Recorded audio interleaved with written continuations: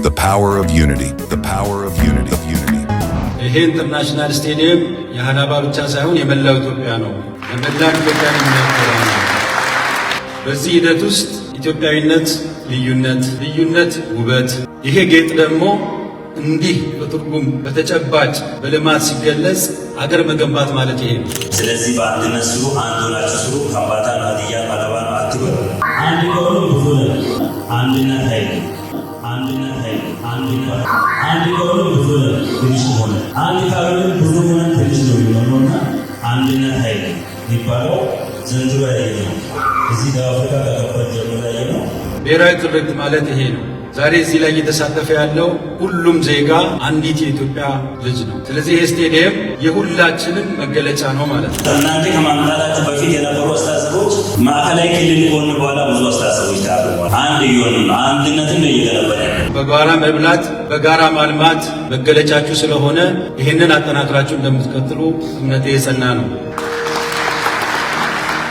በታሪክ ብታዩ አባቶቻቸውን ብትጠይቁ አለ ጠላት ሲመጣ በጋራ ነበር የሚዋደቁ። ችግር ስለሆኑ በጋራ ነበር ተባብሮ የሚወጡ ነበር። በተለይ ሃላባ፣ ከምባታ፣ ሀዲያ ደግሞ ማዕከላዊ ኢትዮጵያ ውስጥ አንድ ነው። በሁሉም ነገር አንድ ታሪካችን ሄዳችሁ ሁላችሁም በዚህ ልክ ታሪክ እየሰራችሁ እንደሆነ ሀገር መገንባት ማለት ይሄ ነው። ስሙ የማን ነው? ሃላባ ይላል። ግብሩ ግን የማን ነው? የኢትዮጵያ ነው፣ የሁላችንም ነው። ይህን የሁላችንም ስቴዲየም በበለጠ ሞራል በበለጠ መነሳሳት የተሻለ አስተዋጽኦ እንድታበረከቱ ጥሬን እያቀረብኩ በማንኛውም ተልኳችሁ ኤምባሲው ከእናንተ ጎን መሆኑን እያረጋገጥኩላችሁ ሁሉም ዲያስፖራ ኢትዮጵያ ውጭ ሀገር ያሉት ምርጥ ተሞክሮና ለልማት በአንድነት መቆምና ልማትን መገንባት ከደቡብ አፍሪካ መማር አለበት። ለራሳችሁ ሞት ያለ